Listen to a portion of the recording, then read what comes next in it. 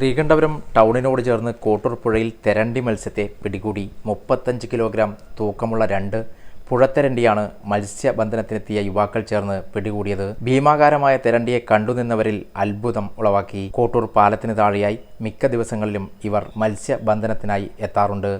പുഴമത്സ്യങ്ങൾ ധാരാളമായി ഉള്ള ഇവിടം തെരണ്ടി ഇനത്തിൽപ്പെട്ട മത്സ്യവും കാണാറുണ്ടായതായി ഇവർ പറഞ്ഞു. കടലിൽ നിന്നും കയറി വരുന്ന ഇത്തരം മത്സ്യ ഇനങ്ങൾ പ്രസവശേഷം തിരിച്ചു പോകാറുണ്ടെന്നും ഇവർ പറയുന്നു. കോട്ടൂർ പുഴയോരത്തെ രൂപഭംഗിയും പാലത്തിൽ നിന്നും കാണുന്ന മത്സ്യബന്ധനവും ഇതുവഴിയുള്ള സ്ഥിരം യാത്രക്കാരിൽ വേറിട്ട കാഴ്ചയാണ്. പുഴമത്സ്യങ്ങളുടെ കലവറകളാണ് സമീപ പ്രദേശങ്ങളായ ചെങ്ങളായി, ഇരിക്കൂർ, മടമ്പം പ്രദേശങ്ങൾ.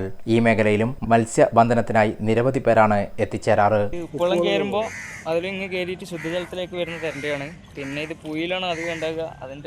അതിപ്പോൾ കഴിക്കുന്ന സാധനം എന്ന് പറഞ്ഞാൽ ഇതുപോലത്തെ സാധനം, ഈ കക്ക എന്ന് പറയുന്ന സാധനമല്ലേ, അത് പൊട്ടിച്ചിട്ട് അതിൻ്റെ ഉള്ളിലത്തെ മാംസം കഴിക്കലാണ് അതിൻ്റെ പ്രത്യേകത. പിന്നെ അധികം ഇതുപോലത്തെ സ്ഥലത്തെല്ലാം സാധനം കാണും. സാധനം ഇപ്പോൾ അയാൾക്ക് മുകളിൽ നിന്നാണ് കിട്ടിയത്. അത് ഈ ബ്ലീഡിങ്ങിന് വരുന്നതാണ്. ബ്ലീഡിങ്ങിൽ മറ്റേ ഇത് പ്രസവിക്കാനായിട്ട് ശുദ്ധജലത്തിലേക്ക് കയറി വരുന്നതാണ് കടലിന്. ഇപ്പോഴും കയറുമ്പോൾ അതിൻ്റെ ഒപ്പം കയറിയിട്ട് നേരം ഇങ്ങോട്ടേക്ക് ശുദ്ധജലത്തിലേക്ക് വരും. ഇവിടെ പ്രസവിച്ചിട്ട് അത് തിരിച്ചു പോകും. ഒരു സാധാരണ മനുഷ്യനെ എടുത്തുപൊക്കാൻ പ്രയാസമായ ഇത്തരം മീനുകളുടെ കലവറ കൂടിയാണ് മലയോരത്തെ മിക്ക പുഴകളും എന്നതാണ് ഇത്തരം കാഴ്ചകൾ നമ്മെ ബോധിപ്പിക്കുന്നത്. News desk, Sreekandapuram.